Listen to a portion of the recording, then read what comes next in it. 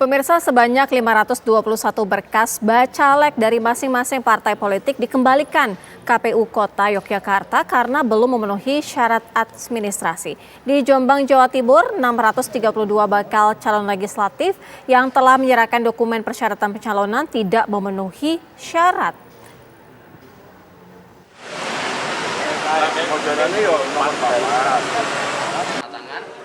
Komisi Pemilihan Umum KPU Kota Yogyakarta mengembalikan sebagian besar berkas bakal calon legislatif atau bacalek yang didaftarkan oleh pengurus partai politik karena dinyatakan belum memenuhi syarat administrasi.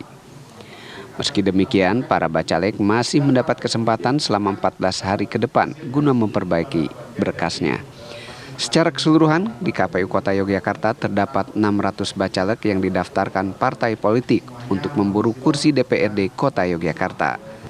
Di antara 600 bacalek tersebut, baru 79 yang sudah memenuhi syarat, sementara 521 bacalek masih belum memenuhi syarat.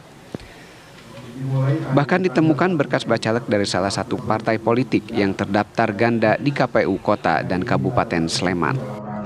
Penyampaian hasil verbing. Komisi Pemilihan Umum Jombang, Jawa Timur telah melakukan pemeriksaan dokumen persyaratan seluruh bakal calon legislatif dari seluruh partai politik peserta pemilu 2024. Tahapan pemeriksaan dokumen persyaratan telah dilakukan. Hasilnya, ada yang berstatus memenuhi syarat atau TM dan ada yang berstatus tidak memenuhi syarat atau TMS. Dari jumlah 695 bacalek yang memenuhi syarat sebanyak 63 dan yang berstatus tidak memenuhi syarat sebanyak 632 bacalek.